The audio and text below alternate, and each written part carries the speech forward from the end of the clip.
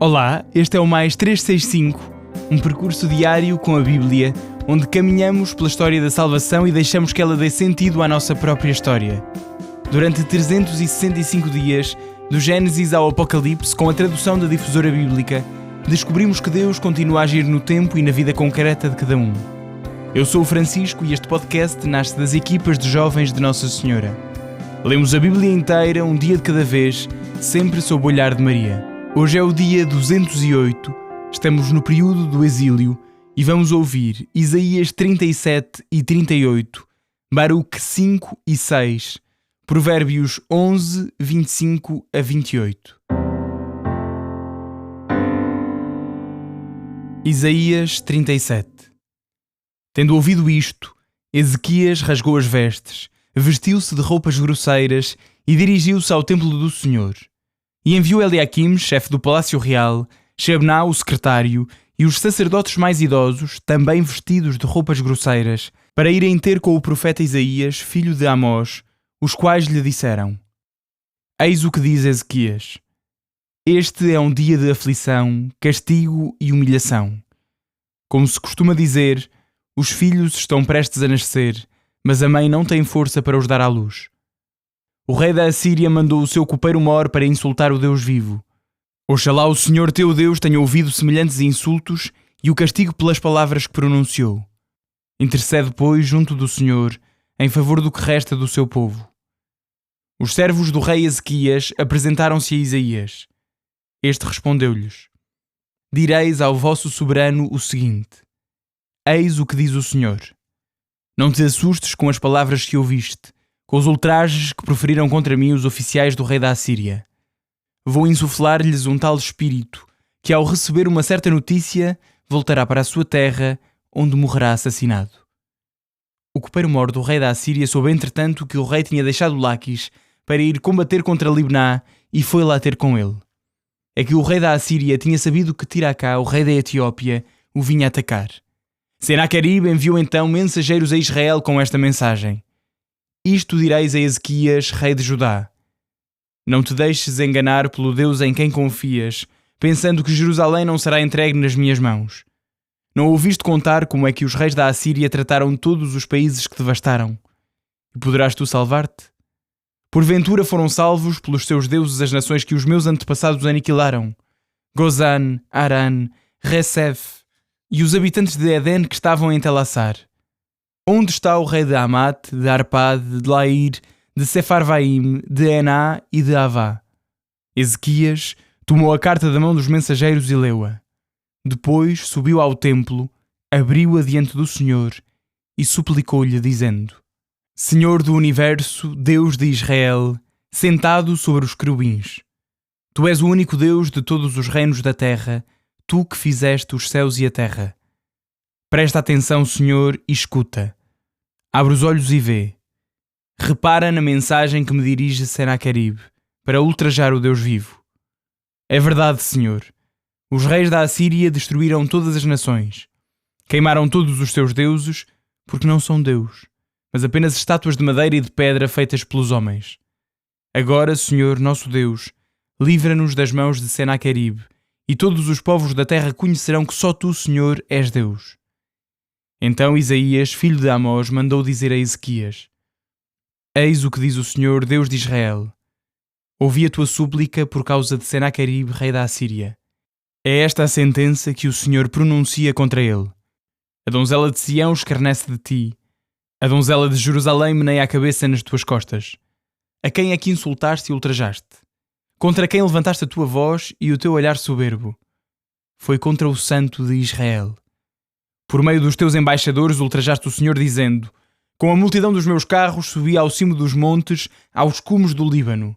Cortei os seus cedros mais altos e os seus ciprestes mais belos. Cheguei até ao cimo mais alto e entrei nos lugares mais densos do seu bosque. Eu cavei poços e bebi a água dos outros povos. Com a planta dos meus pés sequei todos os canais do Egito. Porventura não percebeste que desde há muito fui eu quem preparei este plano e que desde tempos remotos fiz este projeto que agora estou a realizar? Por isso, reduziste a ruínas as cidades fortificadas. Os seus habitantes, sem força nos braços, Estão cheios de vergonha e humilhados. São como a vegetação dos campos e o verde dos prados, como as ervas dos telhados que murcham antes de crescer. Eu sei quando te levantas e quando te sentas, quando sais e quando entras, e quando te enfureces contra mim. Os meus ouvidos percebem quando te enfureces contra mim e quando te acalmas. Colocarei a minha argola no teu nariz e o meu freio nos teus lábios, e far-te-ei voltar pelo caminho por onde vieste. Isto te servirá de sinal. Este ano comereis o trigo do restolho. No próximo ano, o que crescer sem sementeira. No terceiro ano, porém, já semeareis e ceifareis, plantareis vinhas e comereis os seus frutos. Os sobreviventes do reino de Judá serão como a árvore que lança as raízes para baixo e se cobre de frutos por cima. É que de Jerusalém sairá um resto, os sobreviventes do monte de Sião. O zelo do Senhor do Universo, isto mesmo realizará. Eis o que diz o Senhor a respeito do rei da Assíria. Ele não entrará nesta cidade, não lançará setas contra ela, nem virá para ela empunhando o seu escudo, nem a rodeará de trincheiras. Regressará pelo caminho por onde veio, mas não entrará nesta cidade. Oráculo do Senhor. Protegerei esta cidade para a salvar, por minha honra e pela de David meu servo. Naquela mesma noite veio o anjo do Senhor e matou no campo dos assírios 185.000 homens. No dia seguinte, de manhã, ao despertar, não se via senão cadáveres. Senaqueribe, rei da Assíria, levantou o acampamento, regressou a Nínive e ali ficou. Certo dia, enquanto ele orava no templo de Nisseroque, seu Deus, os seus filhos Adrameleque e Sarecer assassinaram-no à espada e fugiram para a terra de Ararat. Sucedeu-lhe no trono seu filho Assaradon.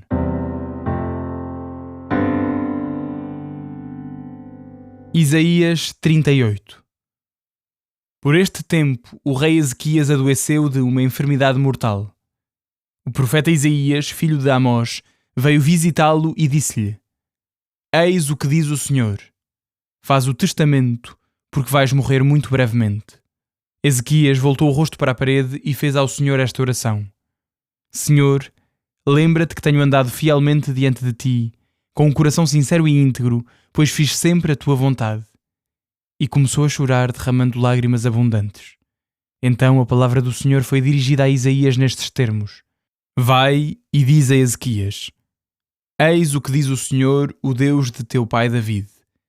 Ouvi a tua oração e vi as tuas lágrimas. Vou acrescentar à tua vida mais 15 anos.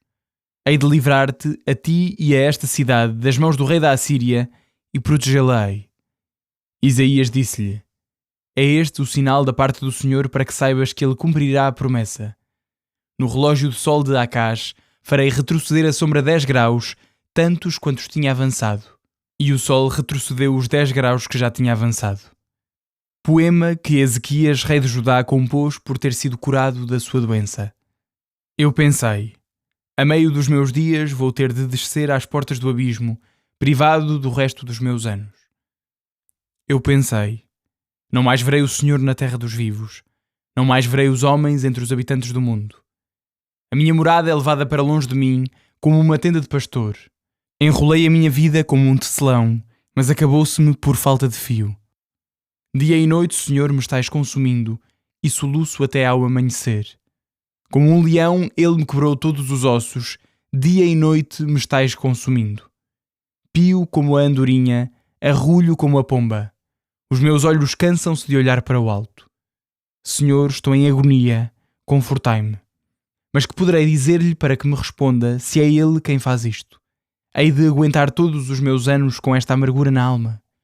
Aqueles que o Senhor protege vivem, e entre eles viverei também eu. Tu me curaste, ó Deus, e me conservaste a vida. A minha amargura converteu-se em paz quando preservaste a minha vida do túmulo vazio. Lançaste para trás de ti todos os meus pecados. O abismo dos mortos não te louvará, nem a morte te celebrará, nem esperam na tua fidelidade os que descem à sepultura. Apenas os vivos te podem louvar, como eu te louvo agora. O Pai dará a conhecer aos seus filhos a tua fidelidade. Senhor, salva-me e tocaremos as nossas harpas todos os dias da nossa vida na casa do Senhor. Depois Isaías deu esta ordem: Tragam um emplastro de figos e apliquem-no na parte doente e ficará curado. E Ezequias perguntou: qual é o sinal que me garanta que ainda poderei ir ao templo do Senhor?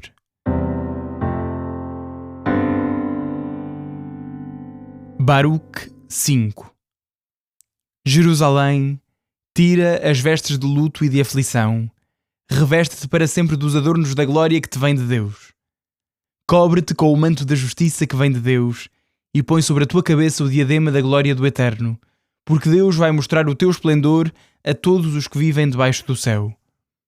Eis o nome que Deus te dará para sempre: paz da justiça e glória da piedade. Levanta-te, ó Jerusalém, põe-te no alto e olha para o oriente. Contempla os teus filhos reunidos, desde o nascente ao poente pela voz do santo, invocando alegremente a Deus. Quando partiram, iam a pé, levados pelo inimigo. Deus, porém, fá-los voltar para ti em triunfo, como em cortejo real. Deus mandou rebaixar todos os altos montes e colinas elevadas, e encher os vales até aplanar a terra, a fim de que Israel caminhe com segurança, guiado pela glória de Deus. Os bosques e todas as árvores aromáticas darão sombra a Israel por ordem do Senhor.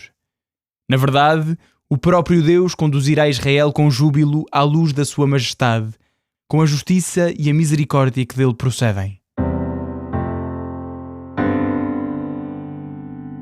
Baruque 6. Por causa dos pecados que cometestes contra Deus, sereis levados para a Babilônia como cativos de Nabucodonosor, rei dos babilônios. Quando chegardes à Babilônia, ficareis ali muitos anos, largo tempo, até à 7ª geração. Depois disto, farei com que volteis em paz.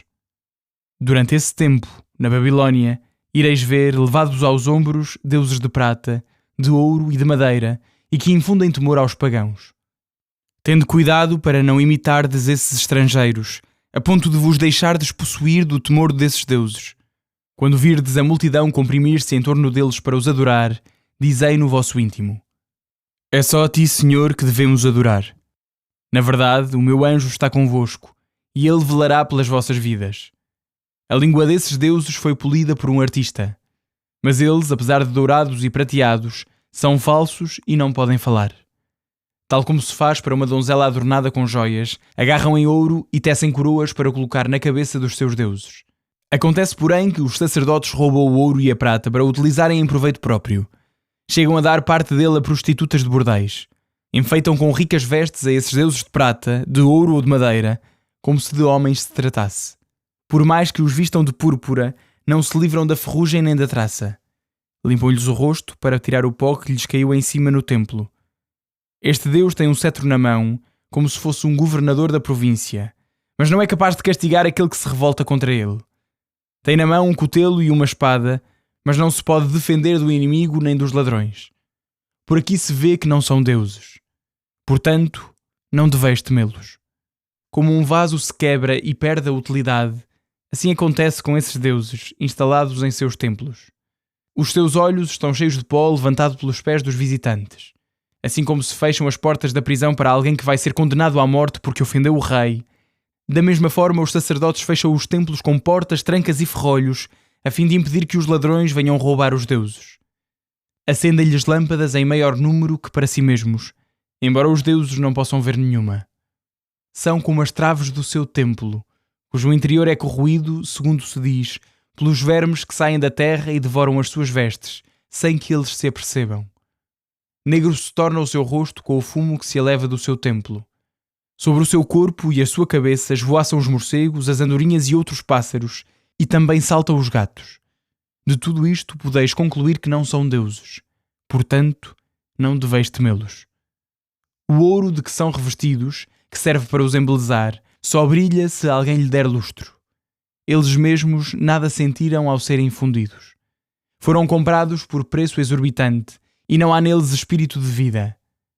Não tendo pés, são transportados aos ombros, mostrando a todos a sua ignomínia, para a confusão dos que os adoram.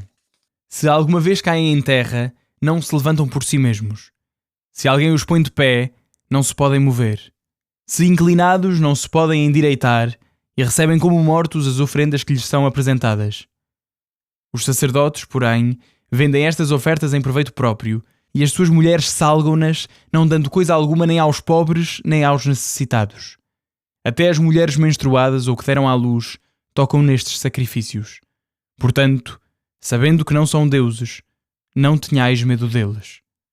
Como, pois, chamar-lhes deuses? As mulheres fazem oferendas a estes deuses de prata, de ouro e de madeira, e os sacerdotes vagueiam nos seus templos de túnicas rasgadas, de cabeça e barba rapadas. Gritam e clamam diante dos seus deuses como num banquete fúnebre. Os sacerdotes tiram-lhes as roupas para vestirem as suas mulheres e os seus filhos. Se alguém lhes faz bem ou mal, são incapazes de retribuir. Não podem nomear nem destronar reis. Nem tampouco podem dar ricos presentes nem a mais vil moeda. Se alguém não cumprir os votos que lhes fez, nem disto se podem vingar. Não livram ninguém da morte, nem defendem o fraco das mãos do mais forte. Não têm poder para dar vista ao cego, nem de livrar o homem do perigo. Não se compadecem da viúva e nenhum bem fazem ao órfão. São como pedras da montanha estes deuses de madeira dourada ou prateada, e os que os servem ficarão envergonhados. Como se pode então crer ou dizer que são deuses? Os próprios caldeus os desonram. Quando lhes apresentam um mudo incapaz de falar, levam-no a Bel, suplicando-lhe que lhe dê fala como se ele fosse capaz de ouvir. E embora saibam tudo isto, não podem deixar de agir assim porque não têm inteligência. Mulheres, cingidas de cordas, vão sentar-se à beira dos caminhos queimando farelo. Quando uma delas é levada por um transeunte e com ele dorme, escarnece da vizinha por não ter recebido a mesma honra e não ter sido cortada a sua corda. É mentira tudo o que fazem com estes deuses. Como se pode, pois, crer ou dizer que são deuses? Foram moldados por artistas e ourives e não poderão ser outra coisa senão aquilo que os seus artífices querem que sejam. Aqueles que os fabricam não atingem uma idade avançada. Como podem então ser deuses aquilo que eles fizeram? Não deixarão aos seus descendentes senão engano e vergonha. Quando sobrevêm guerras ou calamidades, os sacerdotes discutem acerca da forma e do lugar onde se esconderem com os seus deuses. Como acreditar então que sejam deuses aqueles que são incapazes de se salvar da guerra ou de qualquer outra calamidade? Mais tarde, vir-se-á a saber que os ídolos de madeira dourada e prateada são apenas engano, e aos olhos de todos os povos e de todos os reis tornar-se-á evidente que não são deuses, mas obra de mãos humanas, e que nada há neles de divino. Quem, pois, não vê claramente que não são deuses? Eles não podem entronizar um rei num país, nem dar chuva aos homens. Não podem julgar as suas próprias causas, nem vingar as injúrias, pois são impotentes, assemelhando-se a corvos que voam entre o céu e a terra. Se o fogo se atear no templo destes deuses de madeira dourada e prateada, os seus sacerdotes procuram fugir pondo-se a salvo, mas eles serão queimados como as vigas do templo. Não resistirão a um rei nem aos inimigos. Como se pode, pois, admitir ou mesmo supor que são deuses? Estes deuses, de madeira prateada e dourada, não se podem defender contra os ladrões ou bandidos, porque estes, sendo mais fortes, despojam-nos do ouro e da prata e das vestes de que estão cobertos, e se retiram sem que tais deuses se possam defender a si mesmos. Portanto, melhor que a dos falsos deuses é a condição de um rei que pode lançar mão do seu poder, ou a de um utensílio doméstico do qual o dono se pode servir, ou até a da porta de uma casa que protege o que dentro se encontra, ou ainda a coluna de madeira no palácio real. O sol, a lua e as estrelas brilham e cumprem a função de ser úteis. Também o relâmpago, tão belo ao faiscar, o vento que sopra em qualquer região e as nuvens que recebem de Deus a ordem de percorrer toda a terra, cumprem a missão que lhes foi dada. Quando o fogo é enviado do céu para consumir as florestas das montanhas, faz o que lhes foi ordenado. Os ídolos não se podem comparar nem em beleza, nem em poder a estas maravilhas. Eis porque não se deve crer nem dizer que são deuses, visto que não lhes é dado fazer justiça nem conceder benefícios aos homens. Por isso, sabendo que não são deuses, não tenhais medo deles. Eles não podem amaldiçoar nem abençoar os reis. Não podem mostrar no céu sinais às nações, não brilham como o sol nem iluminam como a lua. Mais do que eles valem os animais, porque refugiando-se nos seus esconderijos, podem salvar-se a si mesmos. Não há, portanto, qualquer prova que mostre que são deuses. Por isso, não os temais. Como um espantalho num meloal o não guarda, do mesmo modo são esses deuses de madeira dourada ou prateada. Esses deuses de madeira dourada e prateada assemelham-se a um espinheiro num jardim, sobre o qual vêm poisar todas as aves. ou então a um cadáver lançado em lugar tenebroso. Pela púrpura e pelo linho que sobre eles se desfazem, reconhecereis que não são deuses. Acabarão afinal por ser devorados e hão de tornar-se a vergonha do país. Melhor é então a condição do homem honrado que não tem ídolos, pois assim estará sempre isento de vergonha. Provérbios 11, 25 a 28. A alma generosa será acumulada de bens, e aquele que dá com largueza, assim também receberá. O que esconde o trigo será amaldiçoado pelo povo, mas a bênção descerá sobre a cabeça dos que o vendem. O que procurou o bem, obterá o favor. O que busca o mal, será por ele oprimido. O que confia na sua riqueza cairá, mas os justos reverdecerão como a folhagem.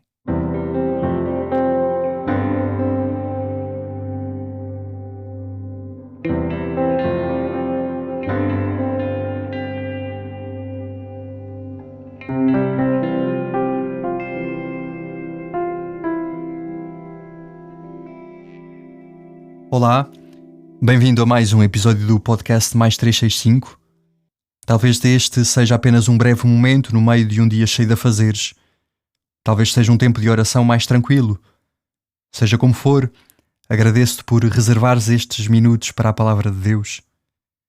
Como tem recordado o Papa Leão XIV neste primeiro ano do seu pontificado, a Igreja precisa, antes de tudo, de homens e mulheres que saibam escutar Deus, para depois poderem testemunhá-lo no meio do mundo. É isso que procuramos fazer aqui, dia após dia. Escutar para aprender a viver. Fala-vos o Padre João Moita, das equipas Jovens Nossa Senhora, assistente deste movimento em Santarém. Coloquemo-nos na presença do Senhor, acompanhados por Nossa Senhora, a Mãe da Igreja. As leituras de hoje apresentam-nos duas experiências muito humanas, o medo e a fragilidade. E mostram-nos como Deus entra precisamente nesses lugares da nossa vida.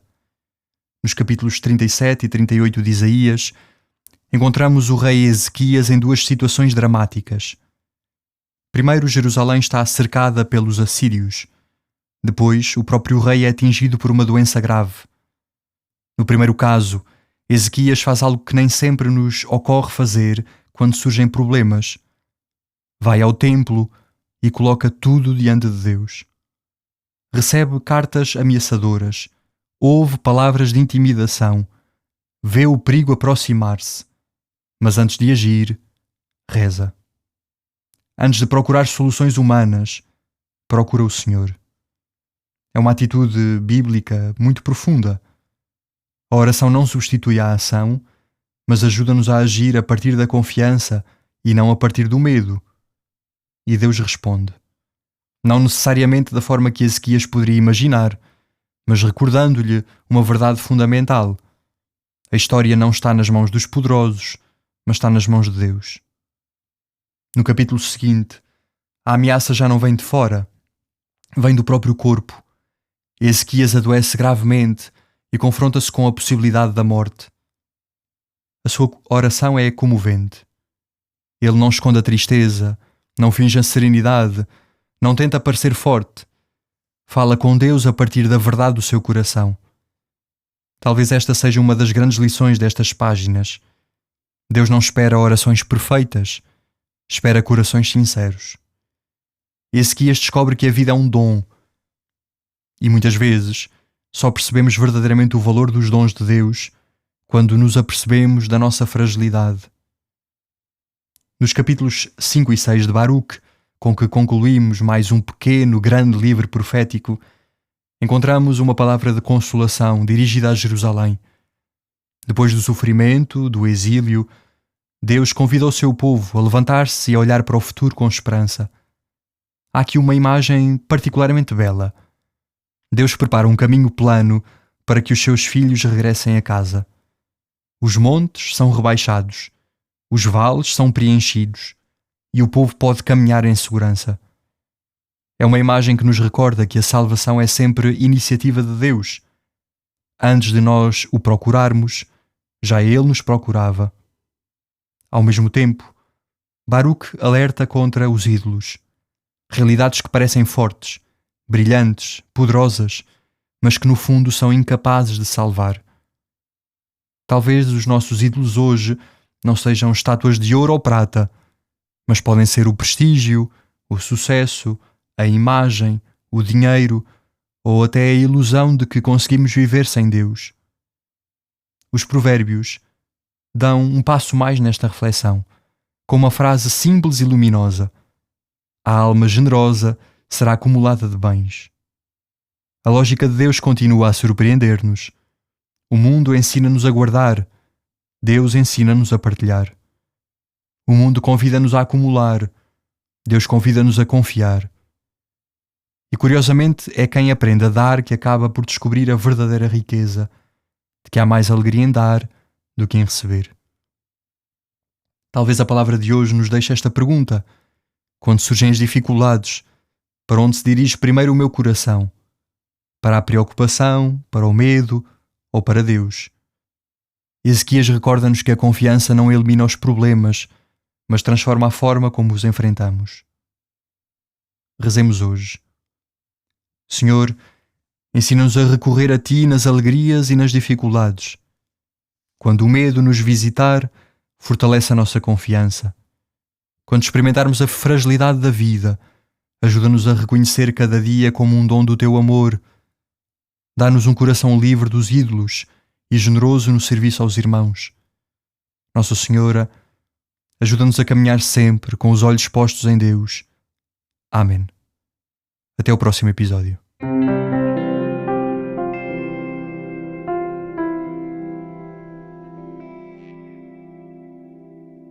A minha alma glorifica o Senhor e o meu espírito se alegra em Deus, meu Salvador. Porque pôs os olhos na humildade da sua serva, de hoje em diante me chamarão bem-aventurada todas as gerações. O Todo-Poderoso fez em mim maravilhas, santo é o seu nome. A sua misericórdia se estende de geração em geração sobre aqueles que o temem. Manifestou o poder do seu braço e dispersou os soberbos. Derrubou os poderosos de seus tronos e exaltou os humildes. Aos famintos encheu de bens e aos ricos despediu de mãos vazias. Acolheu a Israel, seu servo, lembrado da sua misericórdia, como tinha prometido a nossos pais, a Abraão e à sua descendência para sempre. Glória ao Pai, ao Filho e ao Espírito Santo, como era no princípio, agora e sempre.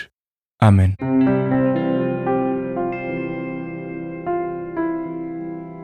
Final de um longo e exigente episódio.